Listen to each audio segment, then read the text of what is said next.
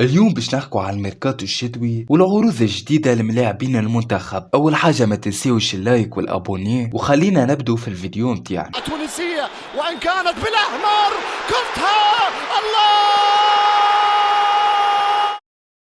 أمين إلياس جلورا لاعب رابيط فيينا النمساوي، ديفونسور عمره 20 سنة، بقليه انه لعب مع المنتخب التونسي تحت 23 سنة ضد المنتخب العراقي. أمين إلياس لعب مع ناديه في الدوري المؤتمر الأوروبي 3 مباريات، وفي الدوري النمساوي لعب 5 مباريات. أمين في الوقت الحالي تبعوا فيه 3 أندية كبار، واللي هما دورتموند الألماني واليوفي الإيطالي وبازل السويسري. وحتى انه في آخر بارتي نادي بازل كان يتبع في اللعب واللي تحصل فيها على تنقيط 6.9. أمين إلياس موهبة جاية في المستقبل، وخاصة مستقبل المنتخب التونسي. دورتموند واليوفي صرحوا رسميا انهم يتبعوا في اللعب، وتوا كل ما علينا ان نستنوا مصير اللعب، وتوا خلينا نتعديو للجوار اللي بعده.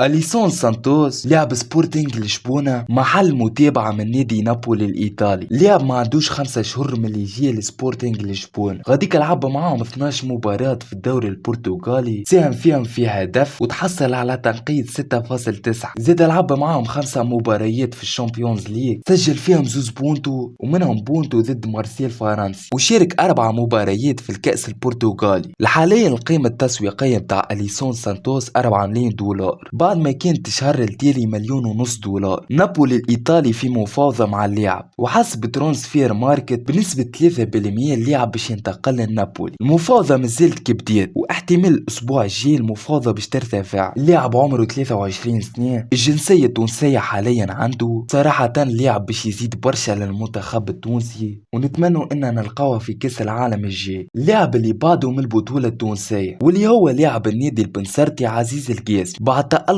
الكبير في البطولة. لاعب عمره 24 سنة، قيمته التسويقية 350 ألف دولار. لعب 14 مباراة في الدوري التونسي، ساهم بهم في هدف. يلعب أريير دروا. لاعب حاليا في مفاوضة مع زوز نوادي، نادي من الدوري العراقي واللي تقدم ب 150 ألف يورو للنادي البنسرتي، ونادي آخر من الدوري المجري يتقدم بعرض للاعب لكن ماهوش معروف قديه. كل توفيق للاعب، وخلينا نتعدوا للجوار اللي بعد. اللاعب اللي بعده هو منتصر الطالبي. بعد 16 مباراة في الليغ 1 رينا فيهم تألق منتصر الطالبي، واللي حاليا متحصل على تنقيط 7 في الليغ 1، وهذا اللي يخليه تحت اهتمام نادي كبير كيما ليفركوزن الألماني. كيما نعرفوا منتصر الطالبي ركيزة المنتخب التونسي، ويستحق انه يكون في كيبة كبيرة، وان شاء الله الصفقة تتم ونشوفوا اللاعب بعد الميركاتو الشتوي في الدوري الألماني. وهكا نكونوا وصلنا لآخر المقطع. ان شاء الله غدوة باش نهبطوا لكم فيديو على ميركاتو النادي الافريقي والا ميركاتو التراجي، سينو اللاعبين اللي باش يدخلوا للتراجي والا اللي باش يخرجوا من التراجي، كيف الافريقي. معناها اعمل ابوني وفعل الجرس واستنينا في الفيديو الجاي.